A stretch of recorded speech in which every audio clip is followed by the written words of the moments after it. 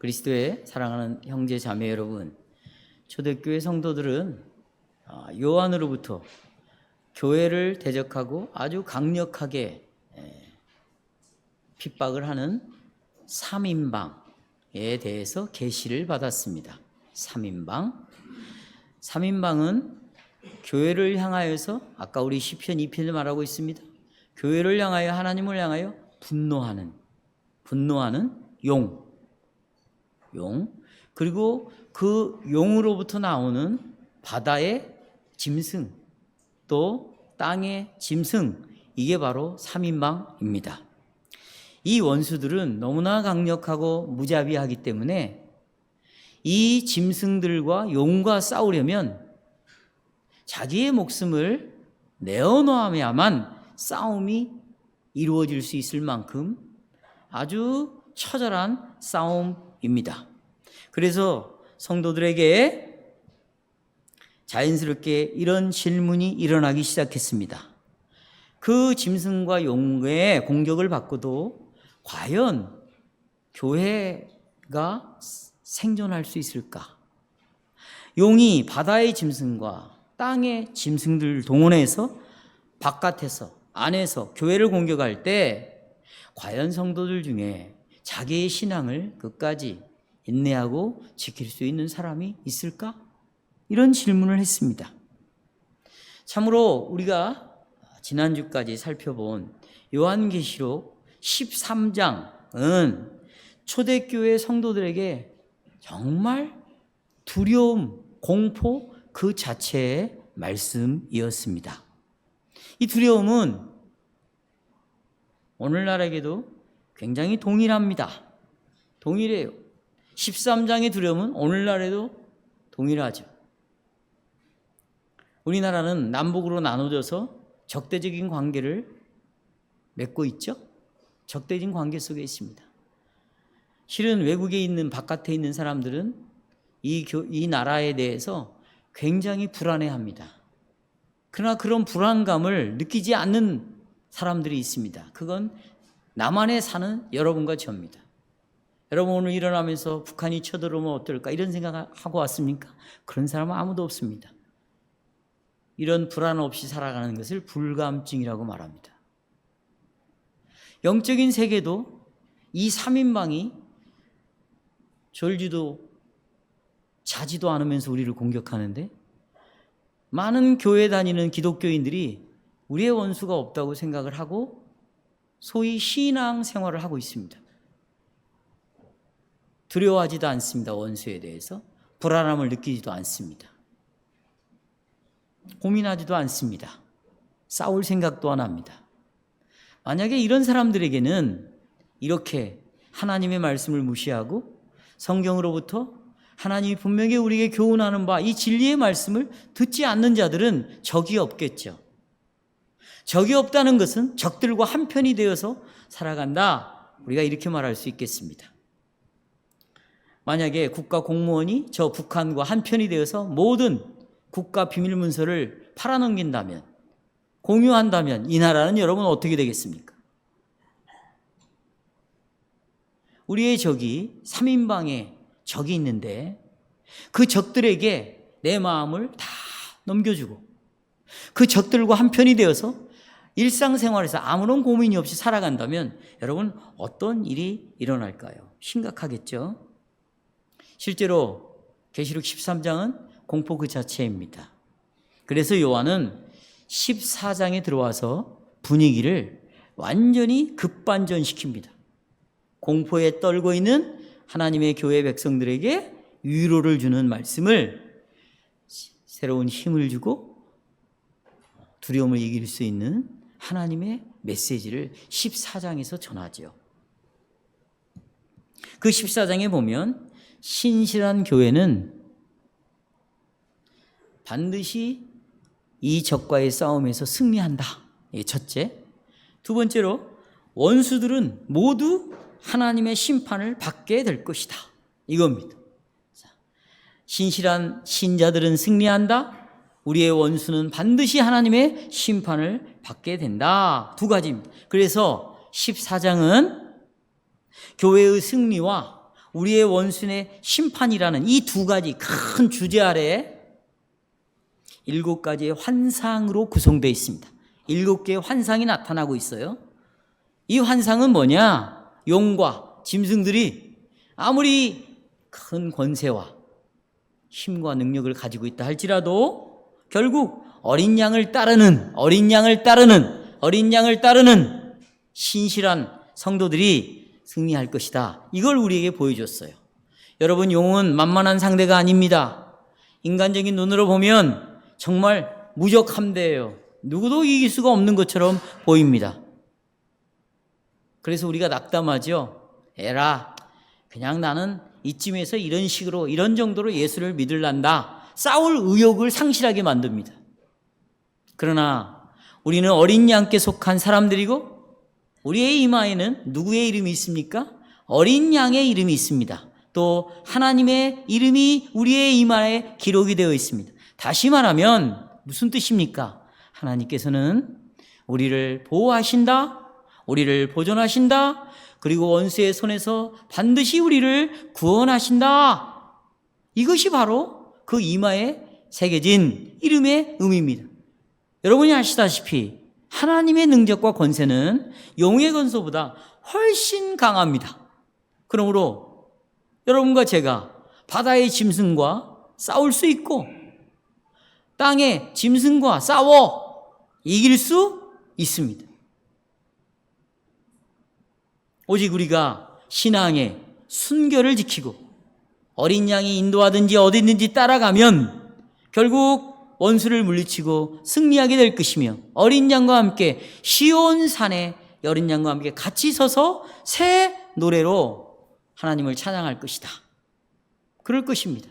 저는 지금 오늘 짧은 앞에 이 서론을 통해서 오늘 설교 전체를 본문에 나오는 내용을 다 요약해 드렸습니다. 자, 이제 오늘 저는 주제를 이렇게 정했습니다. 신앙의 순결, 신앙의 처녀, 신앙의 순결을 지킨 사람이 14만 4천 명입니다. 14만 4천은 물론 상징적인 수죠. 이 신앙의 순결을 지킨 14만 4천 명을 어린 양과 함께 시온산에 서게 하신 하나님, 두 가지를 말씀드립니다. 새 노래를 부르는 구속받은 자들에 대해서 말씀을 전하겠습니다. 어린 양과 함께 시온산에 서서 새 노래를 받은 14만 4천 명에 대하여 설교하겠습니다. 참으로 13장에 계시는 이 편지를 받는 소아시아 7교회 성도들에게는 정말 무섭고 두려움을 주는 말씀이었습니다. 정리를 좀 하자면 바다의 짐승이 올라옵니다. 바다의 짐승이 하나님을 회방하고 또 교회를 회방하고 성도 하나하나를 회방을 하지요. 그렇죠? 뿐만 아니라 바다의 짐승이 이 성도들과 싸워 이깁니다. 그래서 이들이 신앙을 배반합니다. 그리고는 각 족속과 백성과 방언과 나라를 이 바다에서 온 짐승이 다스리죠. 그렇죠? 성도들과 싸워 이기고 다스립니다. 또한 13장 8절에 보면 많은 사람들이 짐승에게 경배를 하죠. 경배를 합니다. 저는 이 바다에서 올라오는 짐승은 그 당시에 세계를 지배하고 있는 제국들이라고 말씀을 드렸습니다. 그 중에 특별히 어느 나라? 로마의 제국입니다. 두 번째로 땅에서 올라온 짐승도 사람을 미혹합니다. 그리고 그들은 우상을 만들어내죠. 그게 성전과 회당에서 가르치는 교리라고 말씀을 드렸습니다. 구약의 전통이라고 말씀을 드렸습니다. 이 땅에서 올라온 짐승들도 우상을 만들고 만약에 이들이 회당에서 성전에서 가르치는 이들의 교리를 받지 아니하면 어떻게? 죽입니다. 죽여요. 출교를 시켜버립니다. 그건 곧 죽음이에요, 여러분. 그리고 그들에게 하나님의 표를 흉내낸 짐승의 표를 666을 받게 한다고 말씀을 드렸습니다. 이 666을 가지고 그들은 종교적인 매매를 하는 거죠. 그래서 그 당시에 그리스도인 유대인들, 예수를 믿는 유대인들이 이것이 무서워서 땅에서 올라온 짐승에게 절하고 경배하고 그리스도를 배신하고 다 유대 종교로 다시 환원하는 이런 일이 일어났습니다. 이것은 초대교회에 가해진 엄청난 환난과 핍박입니다. 특별히 이 계시록의 말씀을 읽는 자들, 또 이 말씀을 들었던 수많은 사람들은 이 환난과 핍박의 기간에 정말 신앙을 지키기 위하여 인내하기란 쉽지 않았습니다. 쉽지 않았습니다. 참으로 이 환난의 핍박은 단순히 개인에게 하는 것이 아닙니다. 가정에게 하는 것이 아닙니다. 한 지역에 있는 교회에게 하는 것이 아니라 전체 교회의 생사가 달려있는 문제입니다. 전체 교회의 생사가 달려있다.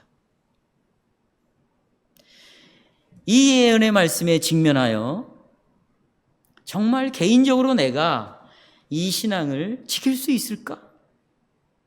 또 교회적으로 우리 교회가 정말 이 영적 정쟁에서 살아남을 수 있을까? 고민할 수밖에 없는 것이죠.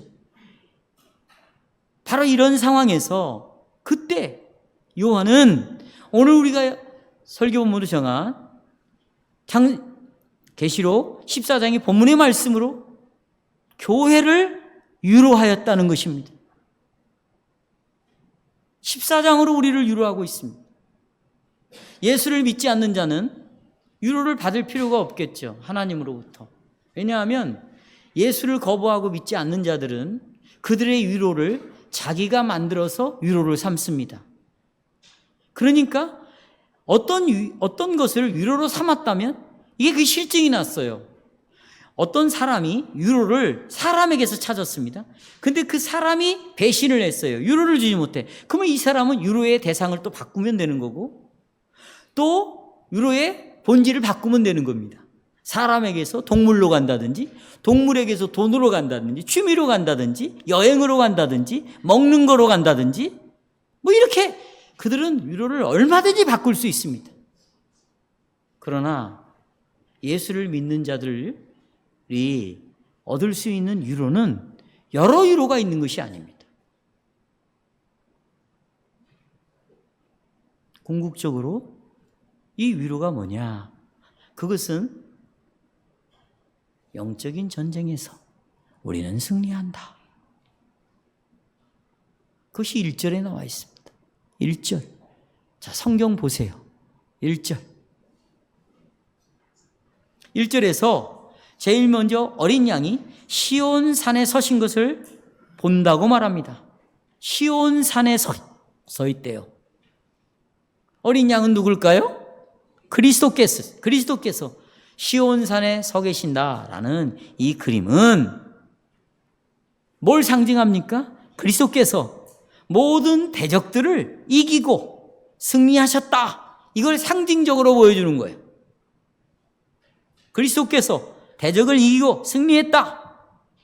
제가 어떻게 이렇게 해석할 수 있을까요?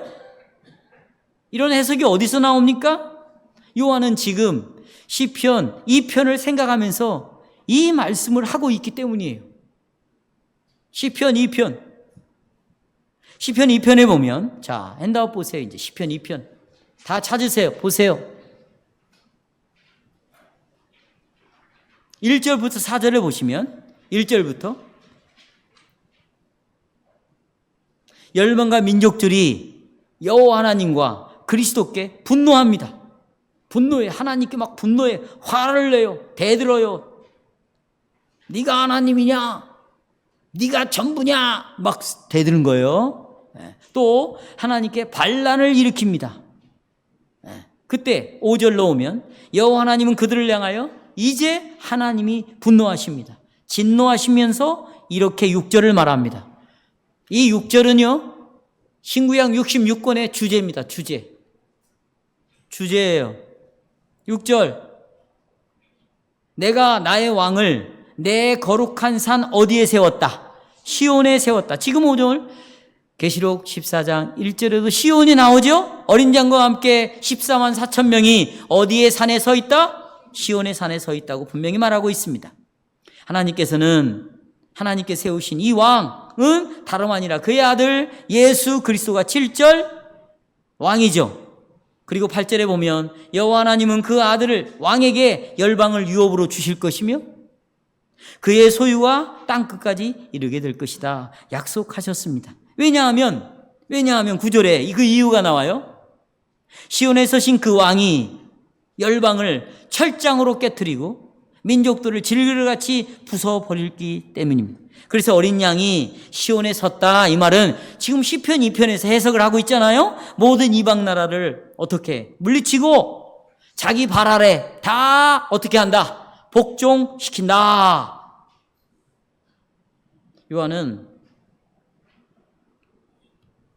초대교회 성도들을 향하여 몇 년 지나지 않으면, 얼마 지나지 않으면 바다에서 짐승이 나온다. 그게 로마의 제국이다. 땅에서 짐승이 올라올 것이다. 그것은 사내들인 공예다. 그 사내들인 공예는 모든 이스라엘의 지도자들이 다 들어있다. 바리새인, 서기관, 사두개인, 장로, 제사장들이 들어와서 결국 연합해서 로마의 황제와 연합을 해서 예수를 죽이고 그 예수를 믿는 자들을 다 잡아 멸할 것이다. 이들이 올라올 것이다. AD 70년까지 이런 일이 일어날 것이다. 언제까지요? AD 앞으로 먼 미래가 아니에요. 그래요? 앞으로 먼 미래에 이런 일이 있을까요? 그러니까 이렇게 편하게 사시는 거죠, 우리가. 일주일에 한 번 하루 와서 하나님 찾으면 여호와는 그날의 신으로 족한 거고, 월요일부터 토요일까지는 자기의 생각과 자기의 느낌과 자기의 판단대로 다 생각하고, 만약에 우리가 살아간다면 우린 그런 자리에서 구원함을 받았지 않습니까? 그렇죠?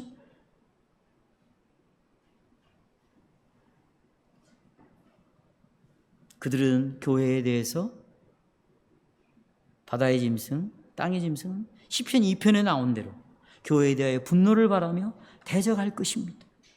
그러나 요한은 이 짐승들이 결코 하나님과 교회를 이길 수 없다고 말합니다. 왜냐하면 여호와 하나님께서 이들을 향하여 분노하셨습니다. 진노하셨기 때문이에요. 또 당신의 아들 외아들 독생자 예수 그리스도를 거룩한 산 시온에 뭘로 세우셨어요? 왕으로 따서 왕으로 세우셨다. 예, 초대교회들은 예수 그리스도께서 시온의 왕으로 등극했다. 예수님 왕으로 오셨다. 분명히 알고 있었습니다. 왜요? 어떻게 알고 있었어요? 예수님이 왕으로 등장했다. 어떻게 알고 있어요?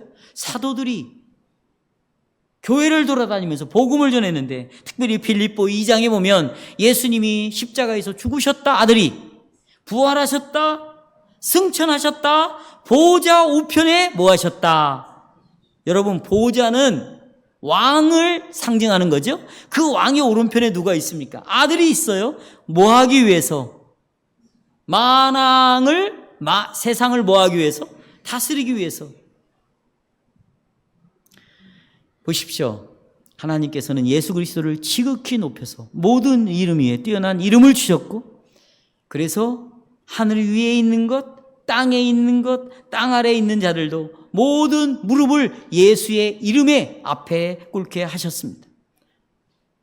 또 초대교회 성도들은 분명히 이런 걸 알고 있었고 신앙으로 고백했습니다. 그래서 요한은 초대교회 성도들이 이미 알고 있는, 고백하고 있는 예수 그리스도의 왕되심에 대해서 다시 한번 상기를 시키는 거예요. 오늘 14장 1절에서 어린 양 곧 십자가에 죽으셨다가 다시 살아나신 그리스도께서 하늘과 땅과 그리고 모든 땅에 속한 모든 권세를 받으셨고 만왕의 왕이 되셨기 때문에 박해를 받는 그 기간 동안에 그리스도는 대적들을 보고 가만히 있겠는가?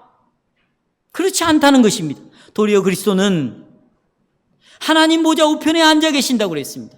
그분은 죽으시고 부활하시고 승천하시고 모든 사역을 끝낸 게 아닙니다. 사역에서 손을 뗀 게 아니에요.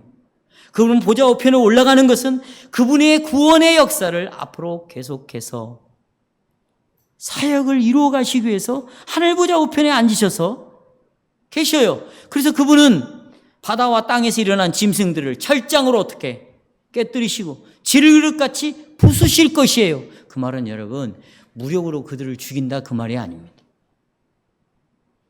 복음으로, 그리스도로, 예수를 믿고 있잖아요. 그 예수의 이름으로 이들을 물리치는 자들이 있을 것이다. 그런 신자들이 있을 것이다. 14만 4천 명이 그런 사람이다. 내가 그들은 선택한 자요, 끝까지 그들을 지키는 자들이다. 그들이 싸워 이길 것이다. 내 대신해서 나는 그들을 도울 것이다. 성령이 역사할 것이다. 이것이 초대교회의 위로와 소망이 되었습니다. 특별히 여러분, 어린 양이 서신 시온산에 대해 좀 더 자세히 말씀드리겠습니다. 시온산, 여러분 시온산 많이 나오죠? 오늘도 우리가 부른 찬송에 시온산이라는 말이 여러 군데 지금 나왔어요. 저희 목사가 이런 찬송을 선택할 때는 시편 2편에 나오는 거 시온산이고, 계시록 14장을 읽어보니 이게 어린 양과 함께 14만 4천이 시온산에 서 있구나. 그래서 시온산을 지금 관련된 성경을 찬송으로 선택했구나. 이렇게 생각하는 사람이 대부분이라고 저는 확신해요. 네. 자, 이 시온산에 좀 설명을 해봅시다. 본문에 어린 양이 서신 시온산은 시편 2편에 기록된 표현대로 하자면 여기는 거룩한 산입니다. 한번 따라서 해볼까요? 거룩한 산. 예. 자, 거룩한 산을 시온이라고 말해요. 예. 이 거룩한 산 시온은 타락한 이후에 하나님께서 자기 백성들과 타락을 했습니다. 그 이후에 하나님께서는 자기 백성을 불러 모으죠. 그리고 언약을 맺습니다. 그리고 언약을 맺은 이 백성을 통치하신다. 자, 언약을 맺습니다. 그리고 그들을 내가 다스리겠다. 두 가지. 언약을 맺는다, 통치한다. 이것을 상징적으로 보여주는 산이 시온산이에요. 시온산이라니까 어디 저기 있는 산을 생각하면 안 돼요. 시온성과 같은 교회. 시온성이 뭔데요? 언약을 맺은 백성들을 하나님이 다스리는 성을 시온성이라고 그래요. 그런 걸 시온산이라고 말하고 있습니다. 원래 이 거룩한 산 시온산은 에덴 동산이었습니다. 이것을 에스겔서 28장 13, 14절에 보면 에스겔이 에덴 동산을 하나님의 거룩한 산이라고 부릅니다. 왜 하나님께서는 여러분 에덴 동산을 시온산 거룩한 산이라고 말했을까요? 제가 두 가지 말했죠. 에덴 동산에서 하나님이 창조한 아담과 하와와 언약을 맺었습니다. 이걸 먹는 날에는 정령 죽으리라. 언약을 맺었습니다. 그렇죠? 그리고는 하나님께서 에덴 동산에서 이들을 다스렸습니다. 그러니까 에덴 동산이 시온산이 되는 거예요. 거룩한 산이 되는 거죠. 그러나 인간이 용의 유혹에 빠져 고의적으로 하나님을 대적했습니다. 그리고 하나님의 거룩한 산에서 추방을 당했죠. 하지만 곧바로 하나님께서는 선하심과 기뻐하신 뜻을 따라 내가 여인의 후손 가운데 너희를 구원할 메시아를 보낼 것이다 라고 말씀하셨어요. 그러니까 자기 백성을 구속하시고 그 백성을 다시 하나님의 시온산 거룩한 산으로 불러 모아가지고 언약을 맺으시고 나는 그 백성을 다스릴 것이다 이렇게 약속을 한 거예요. 그 왕으로 다스리는 것은 두말할 것도 없지 누굴까요? 예수 그리스도겠죠. 예수 그리스도를 통해서 우리를 다스리죠. 그래서 구약에서 그리스도의 구원을 통하여 거룩한 산이 하나님의 통치가 다시 이 땅에서 회복될 것이다. 이것을 보여준 유명한 사건이 창세기 22장이에요. 창세기 22장에 보면 아브라함은 자기 아들 이삭을 바치기 위해서 모리아 산으로 갑니다. 그리고 칼을 들어서 자기 외아들 독생자를 죽이려고 할 때 하늘로부터 음성이 나오죠. 죽이지 말아라. 내가 네 아들을 위하여 제물을 준비했다. 그렇죠. 이것을 히브리 말로 여호와 이레. 그래서 보면 이름이 이레예요. 제 아는 분의 성도 이름이 이레예요. 이레. 이레가 많아요. 그리고 심지어 식당도 이레 식당도 있고 뭐 사업 회사 이름도 이레래. 뭐 알고 쓰는지 모르겠어요. 여러분 여호와의 이름이 무슨 뜻인지 압니까? 지금 이 모리아 산을 여호와의 이레라고 불렀어요. 뭐야 이래? 그래서 사람들은 여호와의 산에서 준비되리라 라고 신앙을 고백했어요. 여호와 이레, 이 신앙 고백이거든요. 여호와 산에서 준비가 되리라 그랬습니다. 그러니까 이것은 하나님께서 예수 그리스도를 통해서 자기 백성을 구원하시고 그리고 그 백성과 언약을 맺고 백성을 다스리실 것을 준비하신다. 그것이 모리아 산에서 보여준 거예요. 모리아 산은 앞으로 하나님의 아들 독생자가 이 땅에 오셔서 우리를 구속하시고 그리고 그들을 다스릴 왕으로 오실 것이다. 이게 여호와의 이레라는 말이에요. 에덴 동산의 회복이 모리아를 통해서 우리에게 보여진 것이죠. 이후에 여러 선지자들이 에덴의 거룩한 산이 회복될 것을 예언했어요. 대표적으로 이사야도 예언했습니다. 여러 성경 구절에서 예언을 했습니다. 그래서 성도 여러분 보십시오. 어린 양이 시온에 서셨다는 것은 그리스도께서 대적들을 이기고 승리하셨다. 이걸 말씀하실 뿐만 아니라 하나님의 거룩한 산이 어떻게 됐다?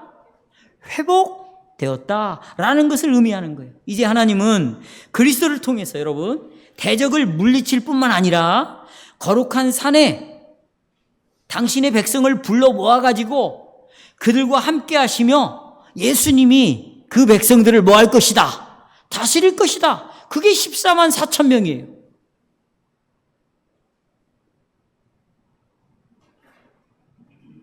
그래서 보십시오. 요한은 시온산에 어린 양과 함께 14만 4천 명이 서 있는 환상을 1절을 통해서 우리에게 말해주고 있습니다.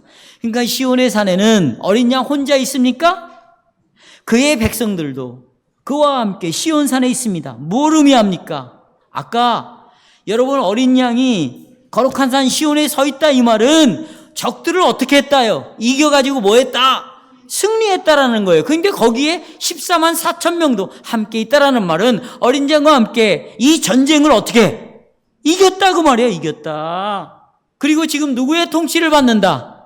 왕의 통치를 받게 된다. 이런 의미를 말하고 있습니다. 그래서 보십시오. 그렇다면 이들이 어떻게 하여 어린 양과 함께 시온에 서게 되었습니까? 다시 말해서 어떻게 이들은 어린 양의 승리에 참여할 수 있을까요?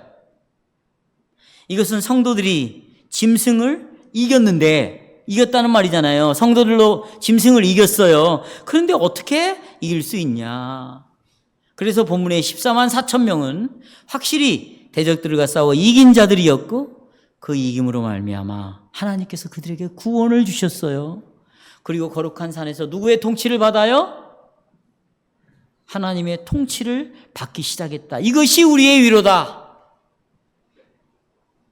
그리고 요한은 계속해서 이 승리에 대한 환상을 보는 거예요. 첫째 1절의 첫 번째 환상 봤죠?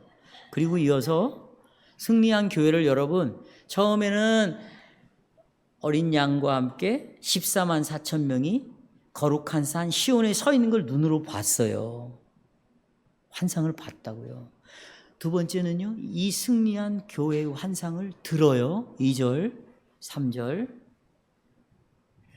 2절에 보면 요한은 하늘에서 나는 소리를 들었는데 그 소리가 많은 물소리처럼 들렸대요. 그리고 큰 뇌성 같은 소리가 들렸습니다. 근데 요한은 다시 그 소리가 검은고 타는 자들이 검은고를 타는 것 같았다고 말합니다. 한마디로 하늘의 오케스트라예요. 3절에 보시면 바로 그 반주에 맞춰서 승리한 성도들이 보좌와 내 생물과 장로들 앞에서 새 노래를 부르고 있습니다. 저는 지금 성경만 이야기하고 있어요. 여러분도 성경을 이야기하면 되는 거죠. 자, 새 노래는 뭐냐? 계시록 5장에서 충분히 설교했습니다. 이 새 노래는 창조와 구원의 하나님을 감사해서 노래하는 노래라고 여러분에게 말씀을 드렸습니다. 그래서 오늘 본문의 새 노래는 보세요. 원수를 이기고 승리한 백성들이 하나님이 우리를 구원해 줬구나. 그리고 감사해서 부르는 노래예요. 3절을 보겠습니다. 땅에서 구속함을 얻은 14만 4천인 밖에는 능히 이 노래, 새 노래를 배울 자가 있다 없다? 없다. 그렇죠. 그러니까 여러분 우리가 부르는 시편 찬송은요, 전부 찬송인데요, 이 찬송을 배운다고 그러잖아요. 그렇죠? 이 안에는 창조가 들어있어요. 구원이 들어있어요. 승리가 들어있어요. 원수와의 싸움이 계속 나오는 거예요.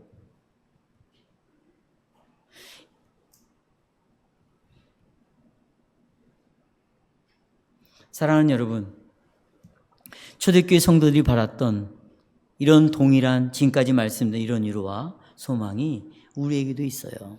그것은 어린 양이 시온의 산에 서 계시고 그와 함께 14만 4천 명이 서 있다는 사실입니다. 이것이 우리에게 위로가 되는 거예요. 그리스도께서는 용과 싸워 이기셨습니다. 그리고 그리스도는 십자가의 죽으심과 부활을 통해서 용의 머리를 어떻게 바셔버렸어요. 그렇죠? 그리고 그리스도는 보셔요. 바셔버리고 어디로 올라갔어요? 하나님 보좌 우편으로 올라가 앉으셨습니다. 그리고 이제 만왕의 왕으로서 계속해서 대적들과 예수님은 싸우고 계세요. 지금도 철장으로 그들을 질그릇같이 부숴버리고 있어요. 누구와 함께? 우리와 함께. 그러니까 백성들도 반드시 승리하게 된다는 약속. 여러분, 이것이 우리에게 위로가 되는 거예요. 나는 그런 은혜를 입었구나. 두려워할 필요가 없구나. 내가 싸우다가 지치고 진이 빠져 번아웃 될 때도 나는 어린 양의 승리와 함께 다시 싸워 이길 수 있는 그런 은혜를 입었구나. 이것이 여러분의 처해져 있는 모든 상황 속에서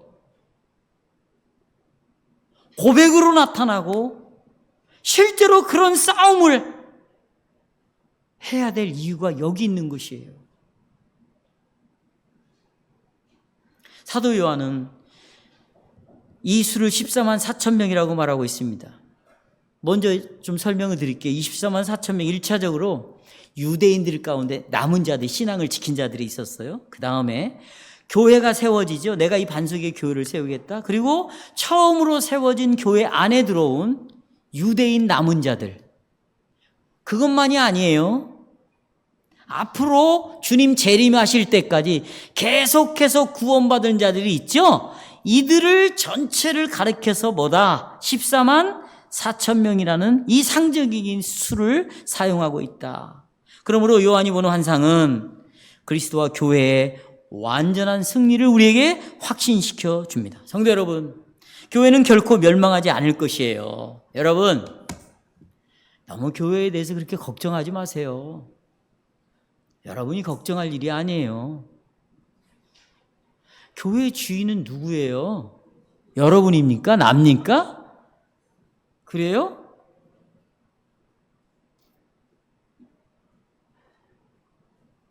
신앙 고백으로 돌아가면 돼요. 교회는 절대로 멸망하지 않습니다. 성경이 말하잖아요. 아무리 용이 크게 분노할지라도, 짐승의 박해와 격렬해도, 미혹이 교활할지라도 교회는 결코 무너지지 않고 승리할 것입니다. 형제 자매 여러분, 요한의 환상을 다시 한번 여러분 마음속으로 그려보십시오. 이 계시는 분명히 승리한 교회가 그리스도와 함께 있다는 것을 말해주고 있습니다. 승리한 교회가 거룩한 산 시온에 들어가 있다는 것입니다. 승리한 교회는 회복된 에덴의 거룩한 산에서 하나님의 통치를 계속 받을 것이다. 지금 여러분들이 여기 와가지고 이 말씀으로 통치를 받고 있잖아요. 주의 음성을 듣고 있잖아요. 내가 이런 하나님이야. 아들은 이런 분이야. 성령은 이럴 것이야. 계속 지금 여러분에게 들려주고 있잖아요. 어디에서? 시온의 산에서, 거룩한 산에서 보좌의 우편에 앉아 계신 그리스도가 여러분에게 말하고 있잖아요. 그래서 우리는 지금 무슨 노래를 부르고 있어요? 승리의 새 노래를 부르고 있잖아요. 그렇죠? 그러면 질문 하나 드리겠습니다. 형제자매 여러분, 과연 그러면 여러분과 나는 이 14만 4천 명 중에 속해 있습니까? 과연 여러분과 나는 저 거룩한 산, 시온산에 어린 양과 함께 지금 설 수 있겠습니까? 과연 우리는 하늘의 오케스트라의 웅장한 반주에 맞춰서 지금 승리의 새 노래를 기쁨으로 여러분과 제가 지금 부를 수 있겠습니까? 들으십시오. 두 번째 되지. 아무도, 들어보세요. 자동적으로 내가 지금 오랫동안 교회를 다녀왔으니까, 내가 세례표를 갖고 있으니까, 이 교회에 나와 있으니까 나는 자동적으로 14만 4천에 들어간다? 자동적으로 이 시온의 산에 들어간다? 그럴 수 없습니다. 저는 앞에서는 약속을, 복음을 전했습니다. 이제는 여러분의 책임을 전할 것이에요. 칭의를 말했다면 성화를 말해야죠. 칭의는 믿는데 성화가 일어나지 않는다. 그러면 여러분 어디에 문제가 있을까요? 칭의는 괜찮은데 성화에 문제가 있을까요? 아니면 근본적으로 칭의에 문제가 있을까요? 어느 누구도 가만히 앉아서 승리의 노래를 부를 수가 없습니다. 그러면 과연 누가 거룩한 산에 설 수 있겠습니까? 이미 1절에서 우리에게 알려줬습니다. 1절에 이마에 어린 양의 이름과 하나님의 이름을 가진 자들이 여기에 참여할 수 있다. 다시 말하면 이기는 자에게 하나님은 구원의 선물을 주신다. 초대교회 성도들은 이 대적들과 싸워 이겼어요. 그 이기는 자들만이 거룩한 산에 설 수 있다는 것을 초대교회 성도들은 너무나 잘 알고 있었어요. 그러니 여러분, 오늘도 우리가 알았으면 좋겠어요. 내가 여기에 앉아 있으면 자동적으로 14만 4천에 들어가는 게 아니에요. 이마에 여호와의 이름과 어린 양의 이름이 새겨졌다는 것은 곧 승리, 싸워서 이긴 자들만이 거룩한 산에 설 수 있다. 그러면 성도들은 보십시오. 여러분, 어떻게 구체적으로 싸우는 거예요? 어떻게 싸울까요? 어떤 싸움을 하는 겁니까? 여기 4절에 정확히 나와 있습니다. 4절에 이 사람들은 여자와 더불어 더럽히지 아니하고 순결한 자라. 어린 양이 두 번째, 어디로 인도하든지 따라간다. 세 번째, 사랑 가운데서 속량함을 받아 처음 익은 열매로 하나님과 어린 양에 속한 자다. 여러분 보십시오. 이 땅에 살아가면서 14만 4천 명은 어떻게 살아가는 것인가? 내가 14만 4천 명 안에 들어와 있다면 그들은 어떤 삶을 살아가는 것인가? 이것을 지금 4절에서 우리에게 보여주고 있습니다. 여러분, 이런 삶을 살아가는 자들을 향하여 예수님이 이렇게 말씀했어요. 너희는 너희 보화를 이 땅에 쌓지 말고 어디에 쌓아라? 예, 그게 4절처럼 살아가는 거예요. 여러분과 저는 육신의 몸을 가지고 이 땅에서 살아가고 있죠? 하지만 동시에 하늘의 보물을 쌓는 자로서의 삶을 살아가고 있어요. 우리의 삶을 어디에다가 보물을 쌓는다? 하늘에. 여자로 더럽히지 아니하고 순결을 지킨다. 이게 하늘의 보물을 쌓는 삶이에요. 이건 뭐냐? 여자를 만나서 간음을 하고 자기 몸을 더럽힌다. 물론 문자적으로 이렇게 해석할 수 있어요. 그러나 그런 뜻만 있는 것은 결코 아니에요. 들어보십시오. 이 말은 자신을 지켜서 마치 처녀가 가지고 있는 그 순결함, 그 순결을 지키듯이 우리도 순결을 지키라는 것이에요. 이게 그럼 뭘까? 여러분, 어떻게 이 죄의 더러움에서 오염되지 않고 깨끗한 삶을 살 수 있을까? 이 말은 다른 말로 바꾸면 어떻게 어린 양과 함께 내가 거룩한 산 시온에 설 수 있을까? 똑같은 말이에요. 초대교회 성도들이 지켰던 바로 그 신앙의 순결함을 우리가 봐야 돼요. 여러분, 초대교회 성도들은 어떻게 신앙의 처녀를 지켰을까? 신앙의 처녀성을 지켰을까? 신앙의 순결함을 어떻게 지켰을까? 그들은 보십시오. 사도들이 전하여 준 이 복음을 끝까지 지켰어요. 지금 우리가 믿고 고백하는 사도적인 보편적 신앙을, 사도의 가르치는 그 복음을 보존하는 것이 바로 신앙의 순결을 지키는 거예요.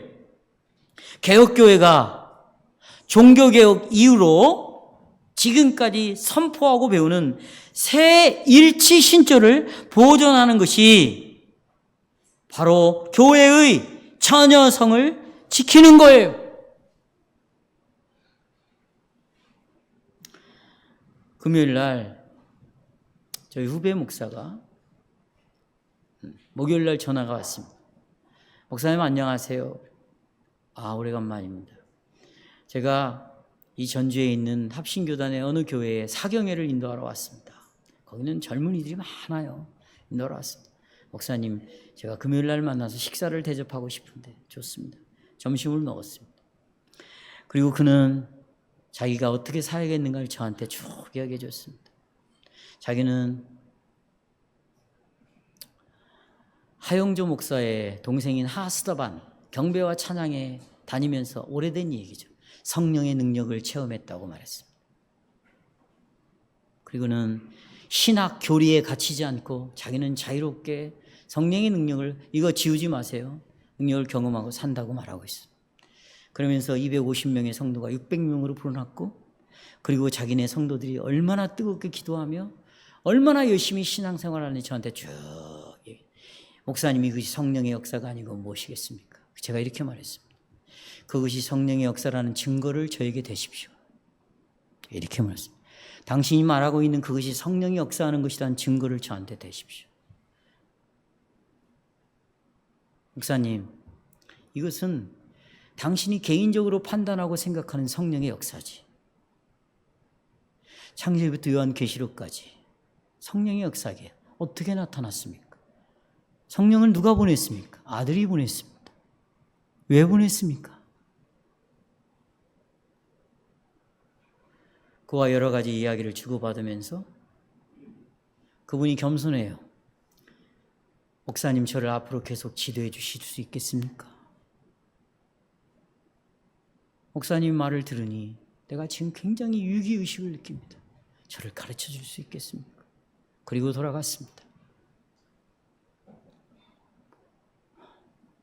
여러분, 우리는 예수님과 관계를 어떻게 맺든지, 성경이 뭐라고 말하든지, 내가 믿는 하나님이 나에게 돈이나 많이 주고, 그래서 집 평수도 넓히고 자동차도 사고 뭔가 복을 많이 받으면 그것이 하나님의 역사라고 말하는 것이나, 어떻게 했으니 수가 모아져서 뭐가 이렇게 저렇게 되어지면 그것이 성령의 역사로 말하는 거나, 여러분 뭐가 다릅니까?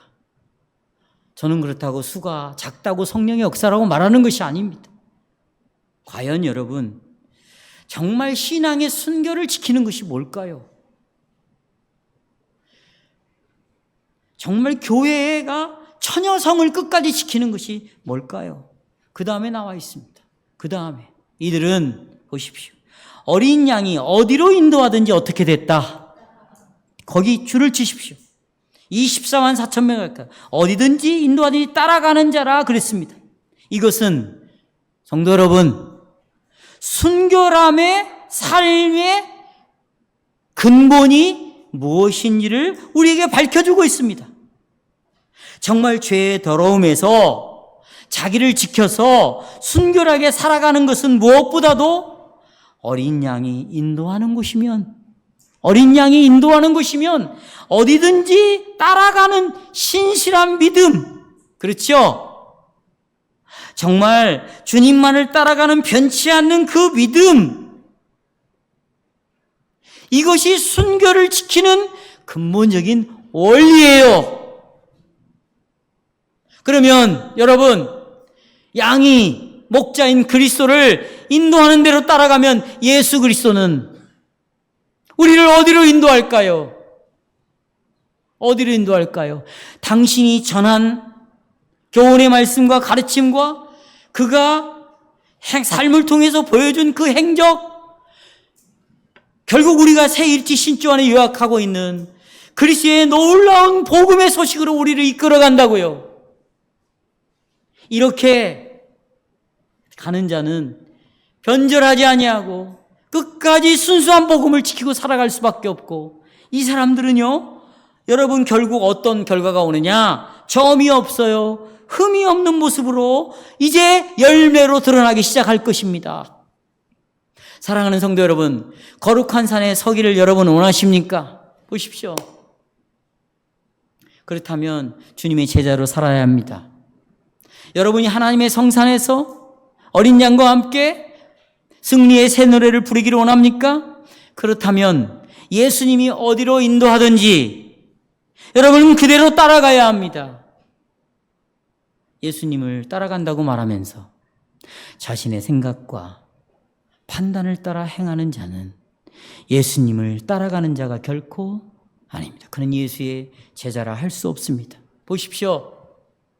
가이사랴 빌립보에서 처음으로 제자들을 놓고 나는 앞으로 십자가에서 죽고 3일 만에 부활하여야 하랴, 십자가에 죽어야 된다는 말을 처음으로 제자들 앞에서 말을 했습니다. 이때 이야기를 듣고 있던 베드로가 어떻게 반응했죠? 예수님, 절대로 그러실 수 없습니다. 죽어요? 그러실 수 없습니다.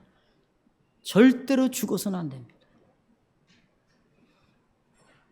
그렇게 예수님을 말렸습니다. 그때 예수님께서는 베드로를 어떻게 책망했습니까? 사탄아, 내 뒤로 물러가라. 너는 나를 넘어지게 하는 자라. 그러면서 예수님이 이렇게 말했습니다. 너는 하나님의 일을 생각하지 않고 사람의 일을 생각하는구나. 베드로는 따라갔습니다. 그런데 자기의 생각을 가지고 예수님을 따라갔습니다. 자기의 판단을 가지고 예수님을 따라갔습니다. 그 순간 베드로는 예수의 제자가 아니라 사단의 편에 서 있던 제자가 되고 말았습니다. 3년 동안 예수님을 따랐던 가룟 유다, 보십시오. 자기의 생각, 자기의 판단대로 예수님을 배반했습니다. 예수가 십자가에 죽어? 이건 메시아가 될 수가 없지. 자기의 교리와 안 맞는 거예요. 사람들이 생각하는 것을 자기 생각으로 가지고 들어왔습니다. 그리고 예수님에게 들었던 이 복음과 믹서를 시켰어요. 죽으면 안 돼. 죽어? 이건 그럼 가짜네. 그리고 예수를 팔아넘겨 버렸습니다. 그리고 그는 예수님의 금고를 훔칠 정도로 간 큰 도둑이었습니다. 목사가 됐는데 이 목사가 된 이유가 나중에 보니까 돈을 어떻게 해보겠다고, 돈을 벌고 교회를 불려서 돈을 한번 해보겠다고 이런 생각을 갖는 거하고 똑같아요.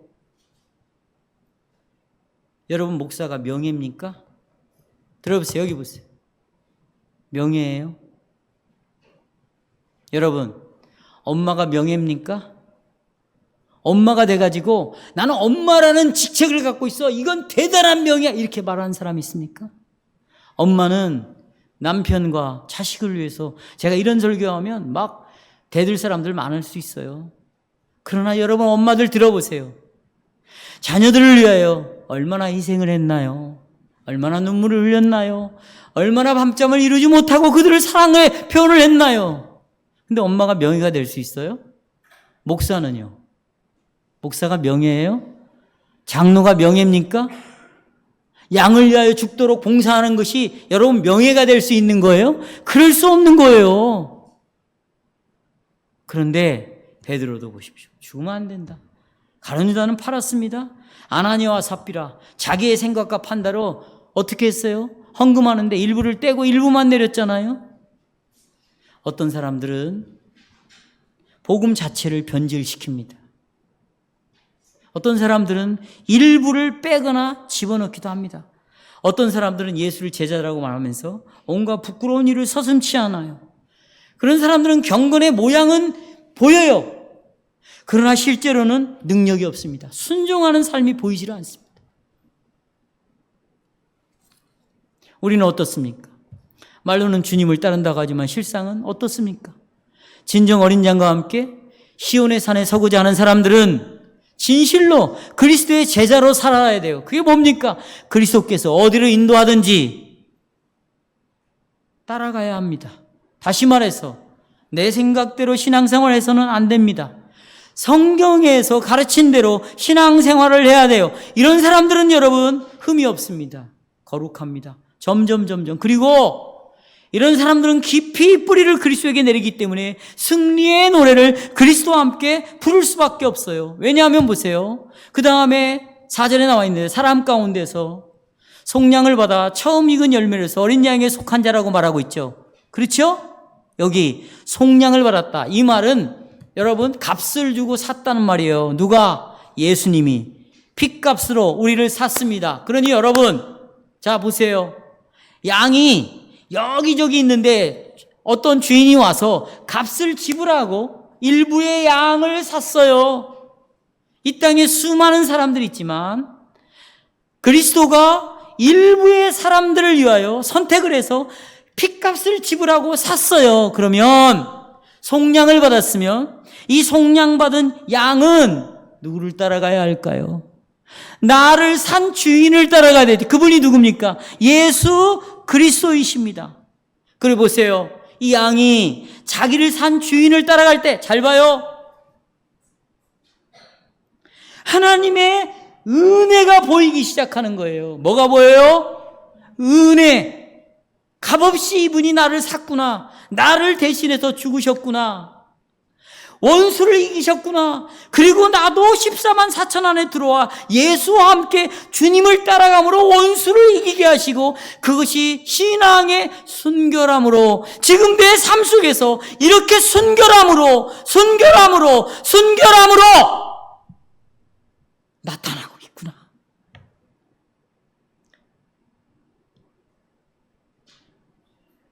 그리고는 보세요.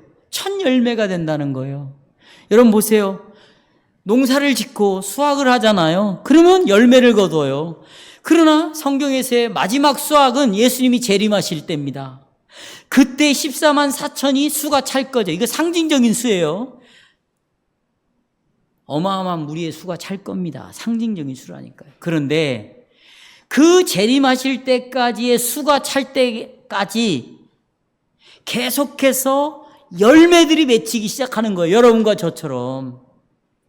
그렇죠? 속량함을 받아 자기 자신을 예수님에게 드리는 자들이 생기기 시작한다는 거죠. 그러니까 여러분과 저는 이 짐승과 싸우기 위해서 어떻게 해야 되겠어요?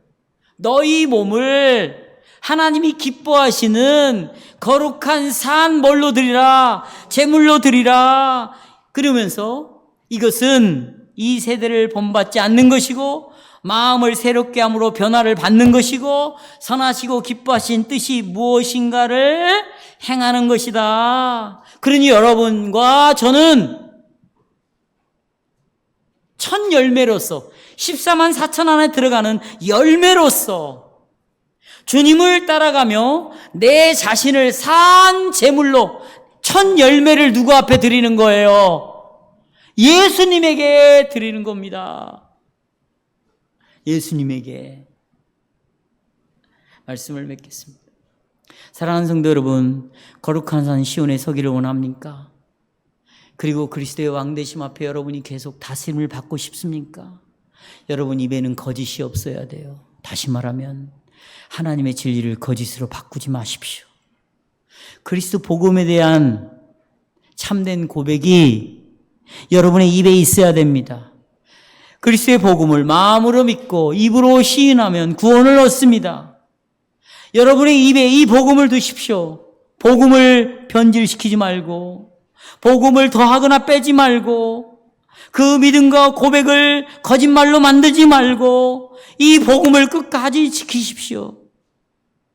그런 자들은 그리스도와 함께 그리스도를 통하여 순교를 지키는 자이고, 어린 양이 어디로 인도하든지 따라가는 자들이고, 이런 자들은 짐승과 싸워 이긴 자들이며, 이긴 자들은 그리스도와 함께 거룩한 산 시온에 함께 설 것이며, 또 이긴 자들은 14만 4천 명 중에 한 사람이 될 것이며, 또 이긴 자들은 다른 이긴 자들과 함께 승리의 노래를 부르게 될 것입니다.